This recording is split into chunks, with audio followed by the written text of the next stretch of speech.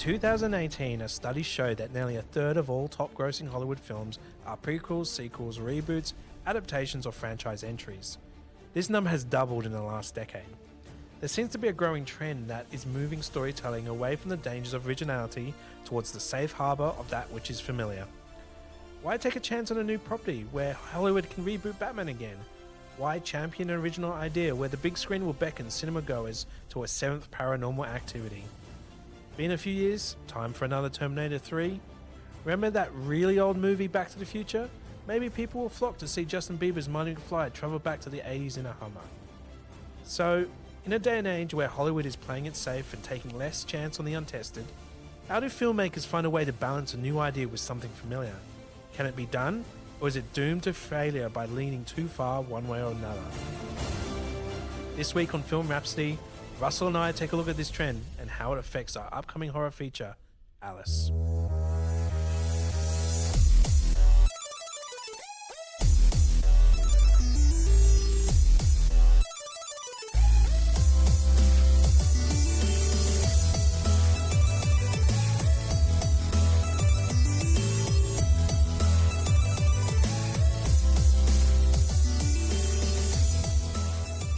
Hi, I'm Dan Sanguinetti. And I'm Russell Lee. And welcome to Film Rhapsody. So here we are in the age of the remake. After years of corporate-run Hollywood, of executives seeing only the bottom line and ignoring creativity for a bigger box office, we find ourselves in a day and age where the chance of seeing something truly unique seems slim to none. And yet we're spoiled for choice. Gone are the days of free commercial and 2 non-commercial networks in Australia. Each network now has at least 3 channels on the air. We have Foxtel with close to 100 more choices, and let's not forget Netflix and Stan and now Disney+, and that's just Australia. In the United States there's Hulu and HBO and 100 others. DC and World Wrestling Entertainment have their own streaming services now. We could literally drop ourselves down on the couch, tune into one of these many options, order in from Deliveroo, and never have to leave the warm glow of our screens ever again. Forget about being one step closer to the Wall-E future, we're here, minus the floating deck chairs and drinkable hamburgers. And yet with each passing year, audiences complain of unoriginality in their storytelling. They say the filmmakers are raping their childhood, recycling the same stories over and over.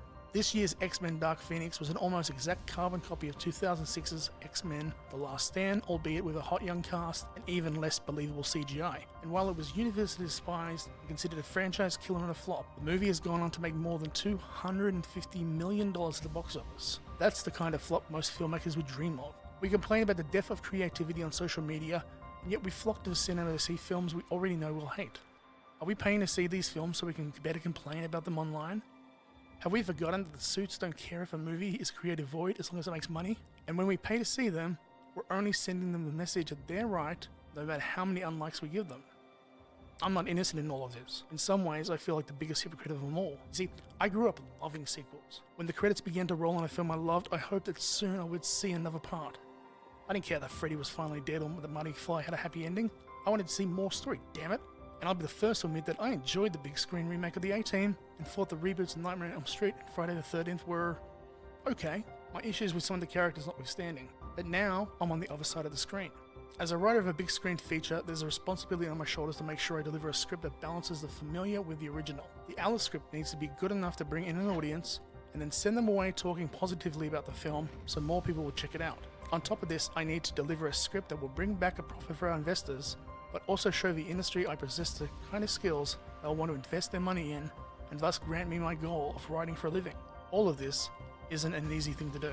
When I conceived of Alice in 2016, I leaned heavily towards the familiar, the 1980s slasher films I loved as a child. I didn't think too much at first of originality, but the more I fleshed out the story, the more I saw an opportunity to do something different. The world had changed a lot since then. It was both bigger and smaller. We had grown to accept a lot of things since then, and tried to move past others. So whatever I wrote was going to end up different by the simple fact of the passage of time. But I took it as an opportunity to go back and rewrite the world into something a little more ideal. Yes, Alice is a throwback to the 1980s slasher films. Budget willing, it will also be an 80s period piece. But where it differs is in the setting of the world. In a way, the world of Alice and the town of Alexandria that it takes place in both froze in time in 1987, and yet progressed towards a 2019 ideal and sensibility. I think this is something that makes Alice unique and sets a movie apart from other remakes and sequels. But at the end of the day, whether I'm successful or not falls to the audience. So now comes the question of how do we promote our small Aussie horror feature against the rest of the world? How do we get people to give a damn about our little movie that on the outside looks like something they've seen 100 times before? How do we get them to give us a chance and show that beneath the surface, Alice is a unique take on a familiar idea? I must admit, probably from the outset, that a lot of the answers to the questions that you've put forward there, we probably don't know yet. I think it's part of the discovery that we've got to go through as producers and filmmakers. I mean, I learned quite a bit from marketing, me and my mates, for the zombie apocalypse, and there's a number of regrets and things that I wish I could have got right in marketing that film. And I'm sure that that is going to contribute and dictate and inform what we're going to do with Alice. So I don't expect us to simply, come up now and say, here are all the answers and here's all the things that we're going to do and it's going to be amazing and it's going to work and we're going to make lots and lots of money and it's going to turn into a franchise and, we're successful filmmakers. Be nice. We could, yeah. Of course it would be. Because I can tell you about part 3 right now. Yeah, well, that's the thing is one of the things that we've made as part of our discussions is that this is not just a single film. We've got ideas of a franchise, and part of what we want to do with Alice is to make it franchisable in a way that audiences can connect with the characters and find that there is more interest in that. Well, for starters, this podcast was supposed to be the first, I guess, salvo in the promotional campaign. We get the story out, we talk about how it came about, we show the process, we meet the people involved, we make it a personal connection to everyone. And this is also the idea behind the podcast comes from already established ideas of podcasting, promoting the production of a film. That was Kevin Smith back probably 5-6 years ago with Red State. He basically did a lot of what we're doing. He promoted the movie, he spoke to the cast and crew, and he got the word out of this indie film that he was making. I thought it was interesting when I was looking on Twitter earlier today. I saw Elizabeth Banks tweet about her new film, Charlie's Angels, and it was actually what got my attention about the film was the fact that she said that, oh, well, I guess a bomb is a bomb. At least I got to make something. I think that's kind of what the tweet was. I don't have it in front of me, so I can't quote it exactly. But what that led to me was kind of looking into a bit more. I mean, could I have predicted that Charlie's Angels, the reboot, could I have predicted that it would bomb? Yes. And the answer is yes. And I think the simple question there is, who wanted a Charlie's Angels remake? Like, what is the reasoning behind wanting to make a Charlie's Angels film? And I think we can connect that more directly with why would we want to keep making Terminator movies? To get it right, maybe. But I mean, true. But I think what the thought process led me to in trying to find a little bit more, I came across this really great article that I think is so relevant to our journey right now, because we're in the position of Elizabeth Banks right now.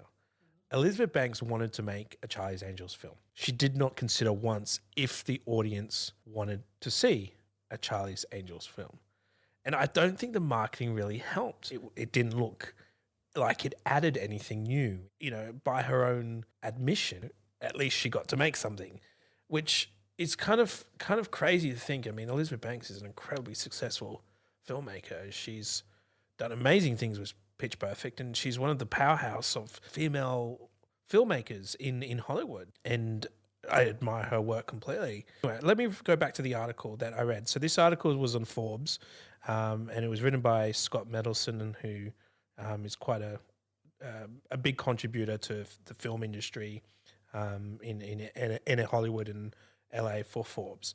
And he wrote, when audiences don't care about your IP and when interest is driven not by the moviegoers, but by the studio or the filmmakers, a franchise revamp is potentially riskier than an outright original.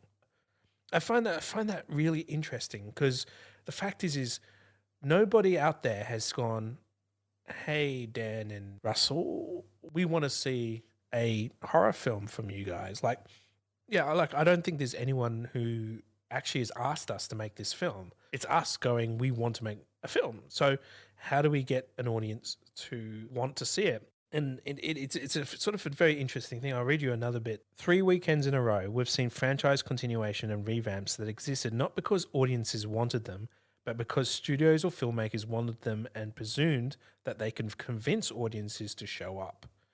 Audiences didn't want a sixth Terminator film, a sequel to The Shining, or a third Charlie's Angels. And the crux of their marketing appeal rested entirely in the alleged strength of those brands. So looking at it from our perspective, the brand that we've got is the 80s horror films.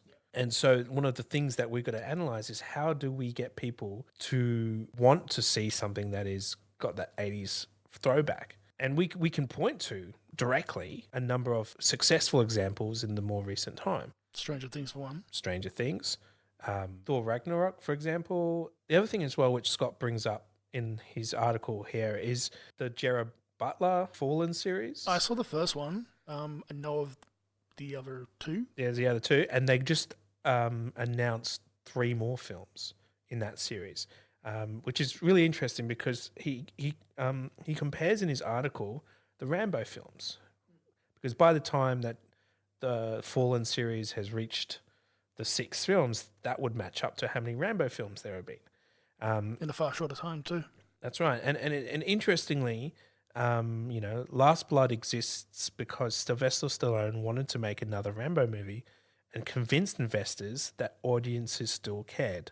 Even though it's been a decade since the last one, did that do any? No, it flopped. Yeah, and probably 3 didn't do too well either. Yeah, so there is some key things that we need to take home over this idea of, it's great to work with familiarity, but this got to find that key marketing hook. I think on one hand we have one strong thing with the 80s nostalgia. People aren't sick of it yet. But on the other hand, is it too familiar? Is it not familiar enough? There's that balance we got to find.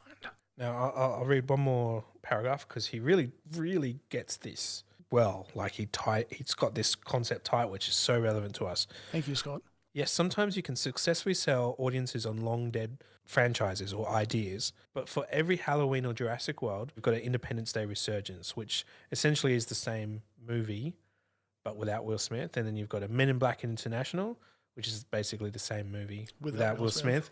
And then Terminator Dark Fate, which is the same movie without Will Smith. It is. Mind you, I've not seen Dark Fate, so I can't really comment. I didn't think it was too bad. But that's kind of the thing. It flopped. I went in with such low expectations. James Cameron must be pissed because he keeps backing it. It is the 3rd attempt for a new trilogy. Well, you also have to count in the fact that there was a TV series that essentially was Terminator 3. Which ironically was better ideas. It was amazing. Movie. And they... Like the idea of Skynet going back to preserve its existence was a really cool idea that they probably should have gone for. I do think it's interesting in his article, he does bring up about Dr. Sleep, the sequel to The Shining, how that's not done well. And I think on that level of marketing, it's to do with more the fact that I don't think anyone knew it was a sequel to The Shining. And then the fact that, did anyone actually want a sequel to The Shining? Stephen King did. Well, Stephen King did. And I think that's it's where we've got to sort of settle on this thing is we want to make this film. We want to tell this story. We believe in it. We think it's a valued story. Yeah, has a place. It's useless and pointless when it comes to the fact that we finish the film and then we expect audiences to feel the same. Yeah. So a big part of our marketing has to really focus on what are the audience needs. Yeah. We need to convince an audience that they actually want to see Alice and the story that we have put together. Since Russell and I recorded this chat about a week ago, I think we both settled on how important it will be for us to approach the marketing of Alice in a realistic and dynamic way. One of our goals is to continue this conversation here on Film Rhapsody as that marketing plan comes together. As we've said a number of times, these Alice Chronicles are a big part of us being transparent as independent filmmakers, as we navigate the sometimes treacherous path of feature filmmaking. Now, we move on to our next segment in this episode, where I invite filmmaker Carl Emmerson to join me on the mic to discuss his latest short film venture. Carl and I have been working together since 2016, where I've had the privilege to be his mentor as he's pursued his interest in filmmaking. The relationship that we have developed together has been rewarding and enlightening. It has allowed me to discover more about what we can all accomplish no matter the barrier. Carl is an inspiring young man, and I hope that our chat is one of many that I will share with you here on Film Rhapsody. For those who only may be hearing about the work that we've been doing together for the first time, why don't you sort of introduce yourself and tell us about why pursuing filmmaking interested you? Well, my name's Carl Emmerson. I don't know if there's any particular avenue of filmmaker. Done a bit of directing, a bit of screenwriting, a bit of editing. As for why pursuing filmmaking interested me, that's just sort of where I wound up. There's no journey behind it or anything like that. It's sort of the hole I fell into and figured actually this is probably the way to go. As a filmmaker who lives with autism, what are some of the difficulties you have come across in endeavors to develop your filmmaking skills? And what are some of the things that have you done to help you overcome them? I imagine there's been some challenges. The most prevalent one is when editing things and having to use headphones like the ones that we're wearing here now. When I'm editing something, because my hearing is very particular, sound sensitivity is not an uncommon thing with people on the autism spectrum. So I'm always editing at a particular volume set that I can work with, because it's not just a matter of do not like loud noises, it's a matter of hearing things that people aren't meant to be able to hear.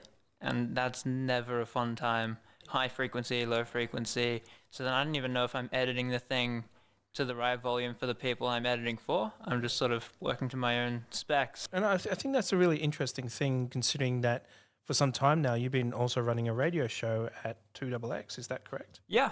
So how's that work? Well, I started at that while I was 16 in college, because Canberra College and Narrabundah College back then were doing sort of a collaborative radio show program, and one of my teachers mistook me for somebody else and invited me on there, and I got the training and more or less carried the program for a couple of years there before spinning out into my own show, The Ozone. Okay. And so you do that's regular, like a weekly thing? Yeah. Sundays 1 till 2 p.m. on 2XX 98.3 FM. So, in fact, that makes you much more experienced behind a microphone than ever I am. I mean, I've only been doing this podcasting thing for a few months, but you've been doing this for years. Different people have different levels of experience. Yeah. On the other hand, I don't have that sort of filmmaking story of, a camera, my brother, a bunch of just filming things. There's no story like that there. Yeah. We wind up in these spots, Yeah, well, I think that's really cool, and I think that's quite special that you've been doing that for the time you have. Let's move more on to sort of the film projects that we've been working on. It's the end of 2019 already, but back in 2018, we made a short film called Airlock, which was made for Focus on Ability. It happened very quickly. We've talked about it at numerous conventions before and presentations and things like that. I wanted to sort of break down some things that you felt about Airlock and how it's reflected on, your process and the journey we've been going through as we've moved on to our new project. So is there 3 things you can think about from Airlock that you feel really proud about? In no particular order, I think the first one is less one thing, more the complete shebang. As you said, it happened very quickly. We only had 30 days to make this 4-minute short film with solid set construction. We had to find actors. Peter Rossini had the seizure, a solid VFX space station. All of that just sort of came together with a good day or two to spare. Yeah. And just elaborate a little bit more on Peter Rossini. I mean, I am very fond of Peter. I've known Peter for years, and you're very good friends with him. Tell our listeners a bit about Peter. So Peter he's an actor with a particular intellectual condition. I've known him for a few years now. We hang out from time to time. We were going to get him on Airlock, but the night before he did have a seizure, which he got over, which is good, and he was still able to get to Focus on Ability in Sebastian Chan's Bus Trip, which won the Best Creative Film. Okay, so that was the first thing. So what's another thing you're proud of about Airlock? Not unrelated to how well everything came together within 30 days was just how quickly we sort of figured out, right, we want to make a short film, this science fiction. What if it was, playing on the sort of alien on a space station thing? And everything just sort of jammed together within about an hour. It was really quick. Okay, and what's the third thing you're really proud of? Just that it was able to be done, really. So the result of that film you won Best Screenplay at Focus on Ability, which I think is an incredible achievement and one that I'm really proud. It was a huge sort of thing because I had no idea. They only chose the category at all only a week or so in advance, and the script wasn't the key part of the story. Yeah. That was that was really just the finished film more than anything. The script was one part, but suddenly here we are, and because of that, we're on to our new film, Two Graves. Yeah, that's right. And I mean, winning that award was a bit surreal. You weren't even sure if you actually won it. I didn't know. Again, usually nominees are told of this stuff beforehand. I just sort of rocked up to Sydney because I thought, you know what, we put the film into this. What the hell? Let's just sit down and watch some of the other things. Yeah, I had no idea any of that was. No. I mean, it was quite a surprise. A really nice surprise. And then they played us on TV in February? Yeah, that's right. I think it was on Foxtel. Which I don't have, so I had to go all the way to Bruce, to an eccentric cat lady's house. But that was fun times all around. Yeah. But as a result of the award, it came from the Australia's Writers Guild, who were involved in the judging of the film. No, so proper screenwriters and things. Yeah, and so and that's how Jaime Browne, AACTA nominated writer, got involved in the project. So he gave you a mentorship over a couple of months to help develop a new short film, which we've talked about before, Two Graves. But this is, I think this is the first time on this podcast that we're talking about it. Or really since we entered production. We did a Kickstarter for it, and that was pretty successful, like $6,000. Yeah, and we've had other things moving forward on it, and there's a few more applications that were put forward, hopefully to get it moving forward. We don't know. We'll see what happens there. But let's talk about the writing process. So what was it like being mentored by Jaime Browne, being that he is, AACTA nominated, he works on a numerous TV shows, he's done some big movies. What was it like? Well, as you can guess from what you just said, he was pretty busy, so most of it was we would, here at the office, go and work on bits of the script. We'd send him every revision each week or so, and then every few weeks we'd have a proper conversation, check-in. Here's why this works, why this could work better, what's another avenue that this line of the story could take with some greater payoffs, things like that. But definitely the mentor part was more of like, think of Spirit Obi-Wan Kenobi sort of thing. Yeah. Which was really possibly the most helpful part of it, that I was able to really evolve all this stuff on the ground. Yeah, no, I connect with that because I do remember a few times him saying to you, you know, trust yourself. You know, you're doing a good job. You're writing really well.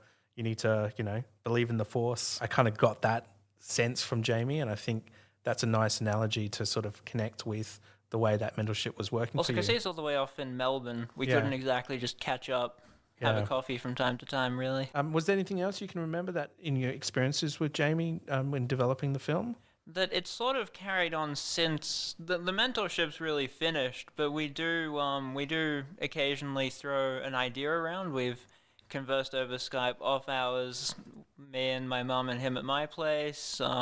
We've had a particular development in the script story, which I've been going back and forth to him over via email, been trying to catch up via Skype, but he's very busy, so it doesn't always work out. Moving on a little bit, what has been the most challenging aspect of writing the script so far? Writing a script for a story, really, because as I said with Airlock, that was more just one part of the film. This entire piece is much more story-driven. Again, Airlock was sort of, right, we have a great idea, now we need to do a script. This time around, because this whole thing came from the Writers Guild in the first place, it was properly writing for real, which is well above, college, wrote a couple of just little scripts for no apparent reason aside from just to test the software.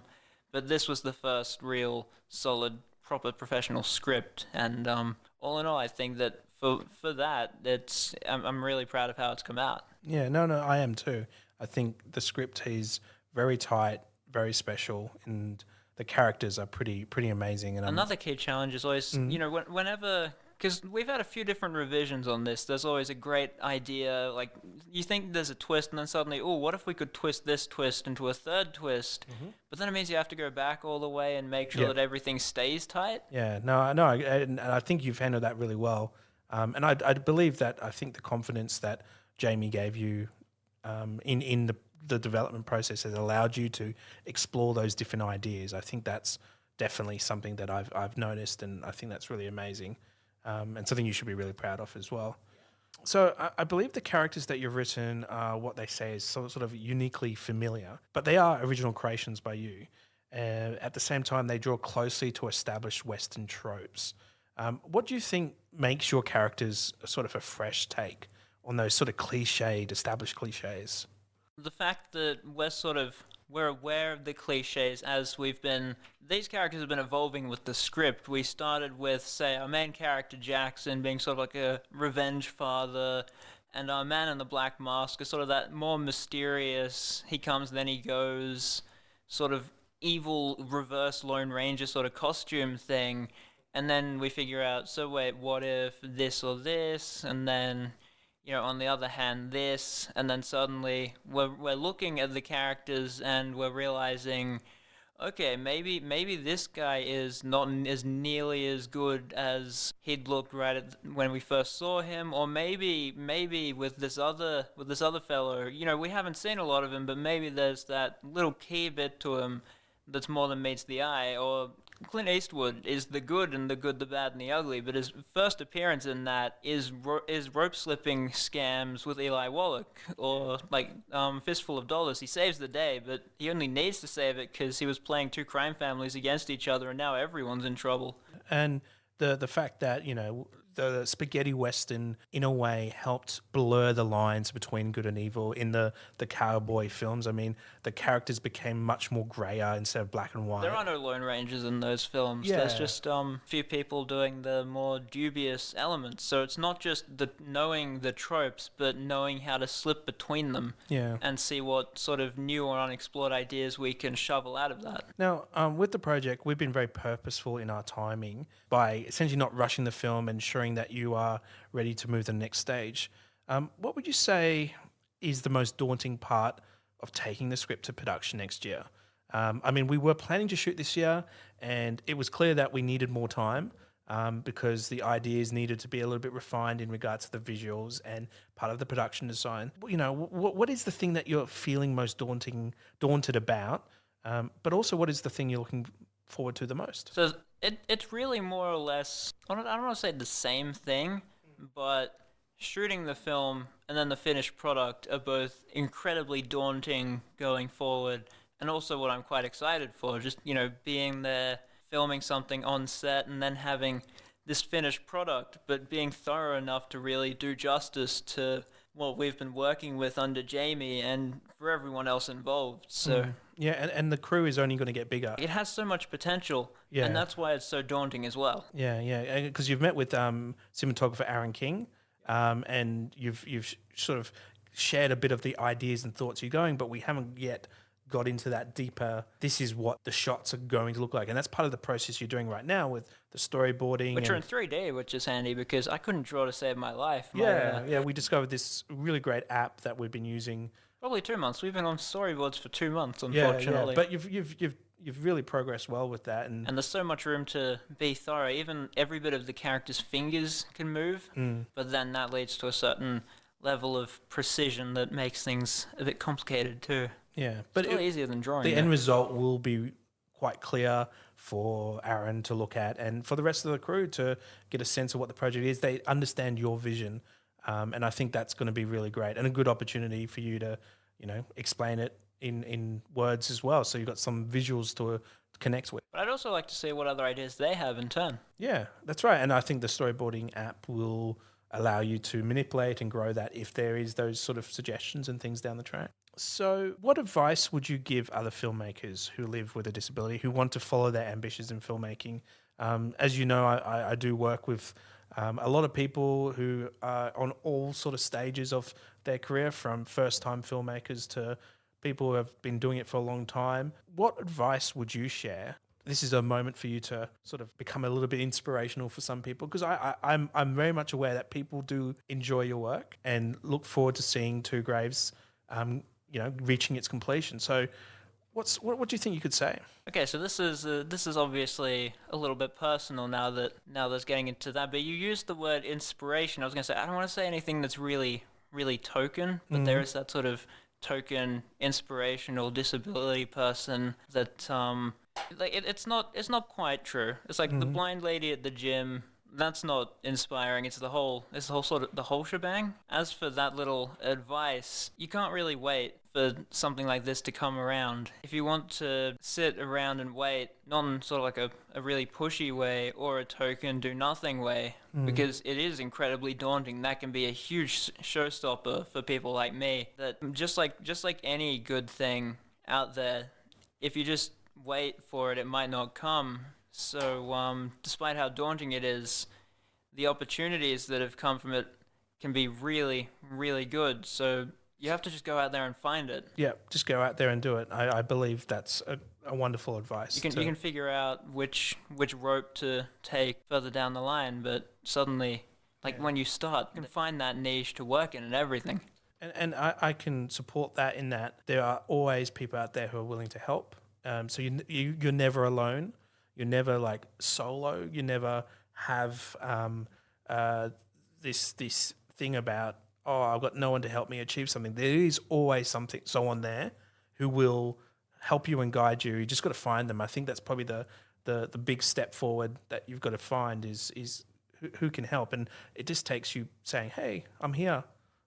Give me a go. And there are people who will always put their hand up and try and give you a hand.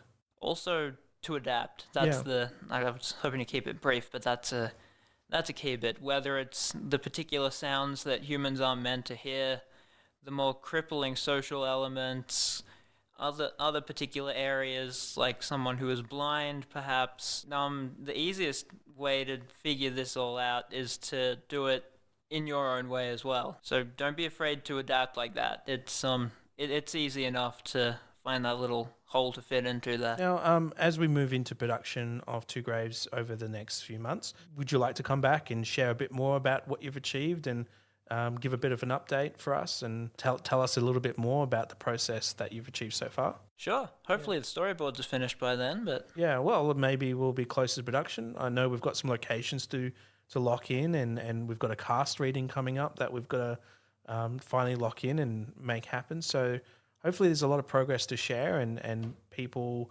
are interested and are excited for the project going forward. Yeah, again, it's daunting, but it's also really exciting too. Thank you for your time, Carl, to talk with us and share. And I know people appreciate listening to you. So until next time, thank you. And thank you for having me on here too. That's all for this episode. Next week, international screenwriting guru and all-round nice guy Karel Seegers steps into Sanguinetti Media to sit in the hot seat for a one-on-one with Russell Lee.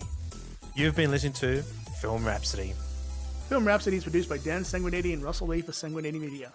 Head to sanguinettimedia.com.au to subscribe to all our episodes. Oh, I didn't record it.